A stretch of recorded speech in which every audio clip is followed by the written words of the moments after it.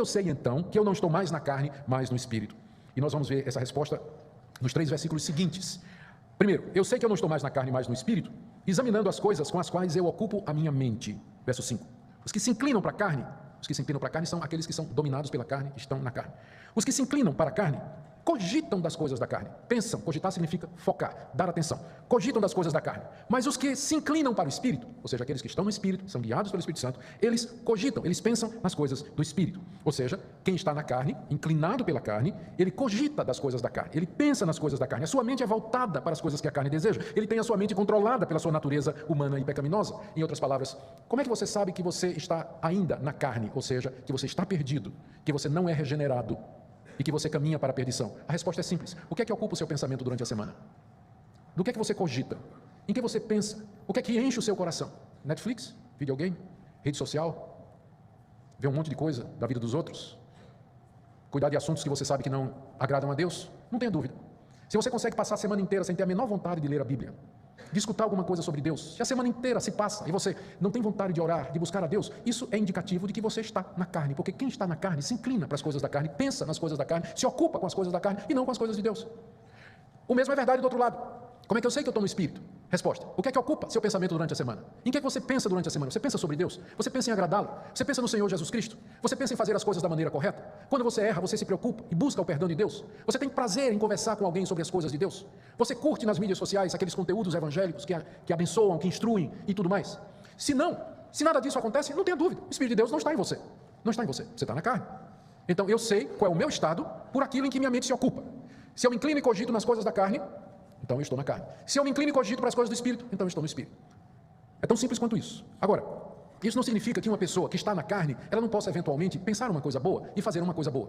Porque há pessoas que estão na carne e que de repente são pessoas honestas, ou pessoas que têm um gesto de caridade para com outros, ou então dão uma palavra de ajuda para outra pessoa, ou são fiéis nos seus compromissos. Mas isso elas fazem apesar delas. Isso não é mérito delas e não brota da natureza carnal delas. É aquilo que nós chamamos da graça comum.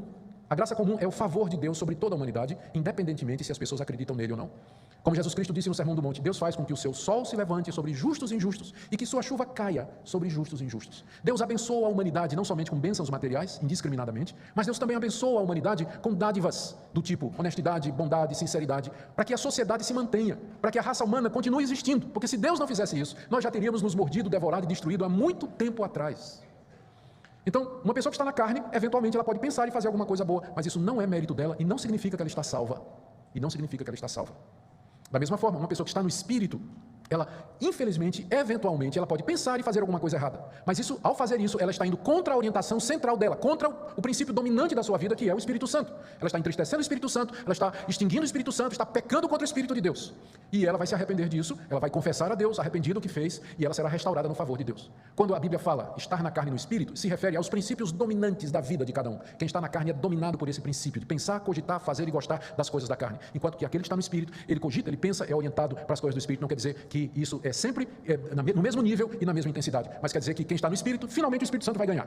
Eventualmente o Espírito Santo vai ganhar no final. E quem está na carne, a carne vai ganhar no final. Pode ter esses momentos de bondade, não é? Mas a carne vai prevalecer no final. Então esses dois estados representam essas duas situações em que a humanidade se encontra diante de Deus.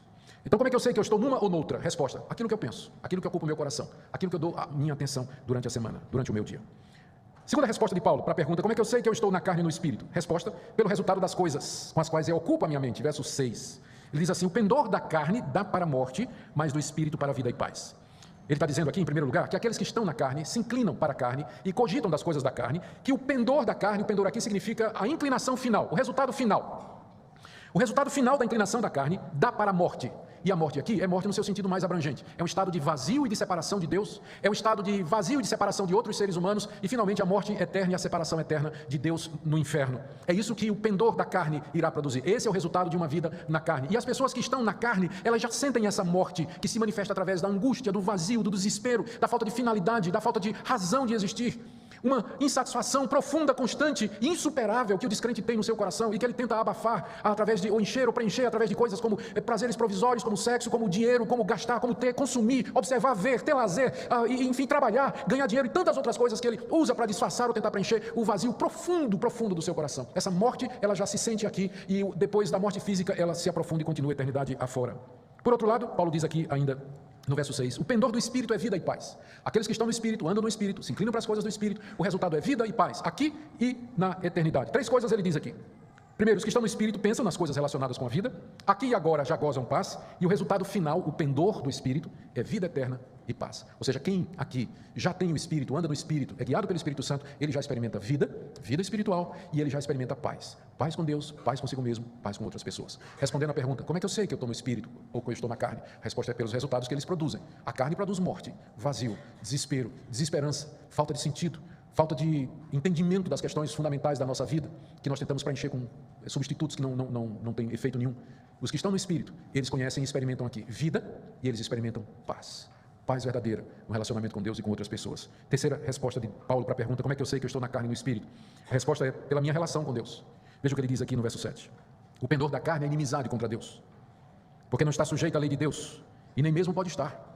Ele faltou completar, mas os que estão no Espírito, esses têm amizade com Deus, né? Mas Paulo é assim, às vezes ele começa uma sentença e a gente tem que completar, mas é óbvio que já que ele está fazendo um contraste, a segunda parte do contraste a gente tem que preencher. Ele disse aqui, o pendor da carne é inimizade contra Deus. O que é que ele está dizendo? Que a inclinação da carne, ou seja, aqueles que estão na carne, andam na carne, se inclinam para as coisas da carne, que o pendor da carne, que é morte, ele disse isso no verso 6, também é inimizade contra Deus. Por que é morte? Porque é inimizade contra Deus. Deus tem sua lei, Deus tem sua vontade e o seu querer. A carne se revolta contra Deus, quebra a lei de Deus, coloca Deus como inimigo dela, e o resultado disso é a morte. Ou seja, a minha natureza carnal, ela me coloca em inimizade contra Deus. Esse é meu status. Você sabe como é no Facebook, que você vai numa pessoa e vê lá o status, aí você diz, amigo, não é isso? Pois pensa agora num grande Facebook celestial, que você vai lá e clica na figura de Deus, status, inimigo. É esse o seu estado diante de Deus. Ele não te aceitou como amigo, de jeito nenhum. Está em estado perpétuo de inimizade contra Deus. Por quê? O pendor da carne é inimizade contra Deus. É inimizade. Porque a carne deseja as coisas que Deus aborrece. Ela faz as coisas que Deus detesta. Por isso que é inimizade. E por que a carne é assim? Vem o final do verso 7. Pois o pendor da carne não está sujeito à lei de Deus. Ou seja, a inclinação da carne nunca é obedecer a Deus, nunca é se sujeitar a Deus, se submeter a Deus. O pendor da carne é se revoltar contra Deus, é desobedecer a Deus. A carne não aceita Deus. Deus diz, não mentirás, a carne quer mentir. Deus diz, não adulterarás, a carne diz, eu quero a imoralidade, eu quero a fornicação, eu quero viver na impureza, eu quero chafurdar na pornografia. Mas a lei de Deus está dizendo, seja puro. Não, mas ninguém vai me dizer o que fazer, eu sou livre, eu faço o que eu quiser. De onde vem isso? Lá do jardim. Não comerás do fruto da árvore. Eu como sim. Eu vou comer sim, Senhor. E nós somos filhos daquele primeiro casal. Nós fazemos exatamente o que Adão e Eva fizeram. Nós não nos submetemos à lei de Deus, nós nos revoltamos, nós queremos cuidar da nossa própria vida como Adão e Eva fizeram, e nós somos herdeiros daquela natureza deles, da corrupção, do pecado deles e da culpa também. A carne não se sujeita à lei de Deus. E diz aqui, e nem na verdade pode estar sujeita à lei de Deus. É incompatível com água e óleo, não tem. A carne não se sujeita, ela não obedece, ela não quer, e ainda que ela quisesse, ela não poderia fazer a vontade de Deus.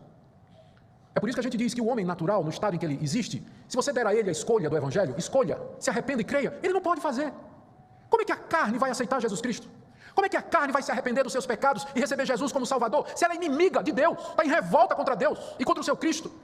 É claro que Deus tem que vir primeiro. Deus tem que abrir o coração, iluminar a mente, tocar, regenerar o homem, para que ele possa se arrepender e crer.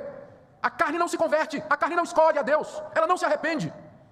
Se Deus não tiver misericórdia de você, você vai morrer em rebelião contra Ele. Por mais religioso que você seja, vindo à igreja, cantando no coral, pregando desse púlpito, você vai para o inferno. Isso mesmo, pendor da carne é inimizade contra Deus. Por quê? Verso 8. Porque os que estão na carne não podem agradar a Deus. Nada do que você faça pode agradar a Deus. Suas orações não agradam. Seus cânticos não agradam. Seu dízimo não agrada. Sua vinda à igreja não agrada. Sua moralidade não agrada. Se você está na carne, nada do que você faz agrada a Deus. Suas orações são manchadas de egoísmo. Sua bondade é apenas aparente. Seus atos de misericórdia, na verdade, são autogratulatórios. Sua retidão é apenas uma moralidade vazia externa. A carne não agrada a Deus. Quem está na carne não tem como agradar a Deus. E eu não entendo porque tem gente que ainda acha que o homem tem alguma participação na salvação dele.